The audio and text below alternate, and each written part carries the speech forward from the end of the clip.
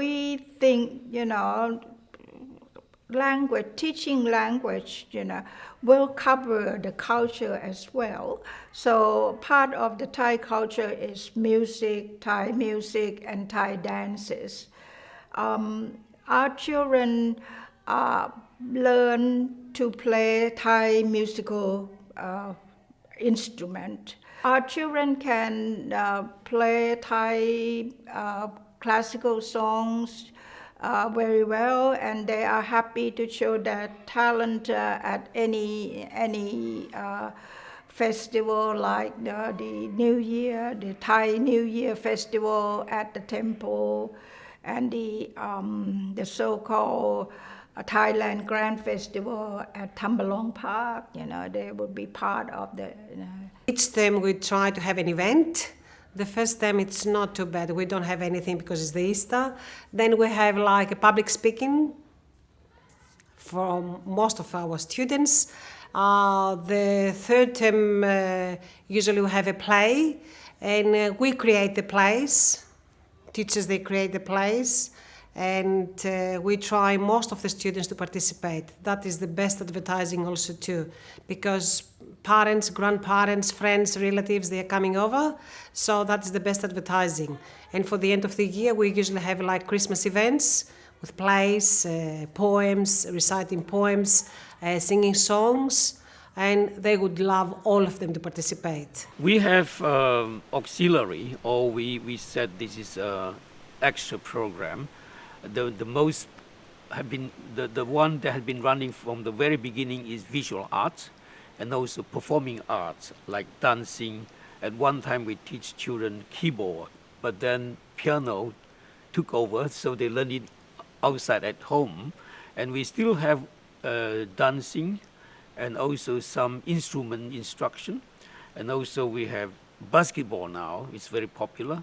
At one time we had Chinese martial art, which we stopped now because we don't have enough students doing this, and they also go to martial arts school now. So we coordinate with them, but we don't run it anymore. Then we also have help with children English, math, basic, that's for primary. For high school students, we have math individual tutoring and English writing skill. I think they help Chinese students to practice their language. For instance, our visual art teachers performing a lot, contributing a lot because they run the program in Chinese language. And some children, young children, they learn visual art before they learn Chinese. Like kindergarten children, they are not used to classroom activity yet, so they learn visual art without any pressure.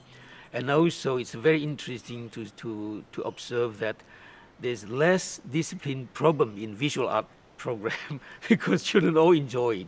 And for Chinese, sometimes it's hard, but therefore we try to make our old program enjoyable. While I'm president, lots of new things like recital competition, which is the competition where children recite poems on the front of the very big audience, all their parents and grandparents.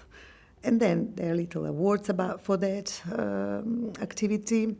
That's once a year. Then we introduce the end of year school concert, where the children on the end of the year are actually singing and celebrating their good results. Then we give the little awards from the Minister of Education in New South Wales. Some of our children are receiving those awards. And some other competitions we go throughout the year. So then we are having a special academy for Cyril and Methodius, which is the day of the educators, the founders of the Macedonian alphabet. We celebrate King's Day, and that's a big celebration, and we celebrate it with the Dutch club in French's Forest. And we also celebrate St. Nicholas, which is a great celebration, big celebration in the Netherlands. It's a bit of the Dutch Santa Claus. And we have cultural days, but that's just for the children. So we have 2 cultural days a year. that we organize for the children, where they learn about things in the Netherlands. That sometimes we talk about painters, other times we talk about the provinces or anything that's about the Dutch culture. Yeah.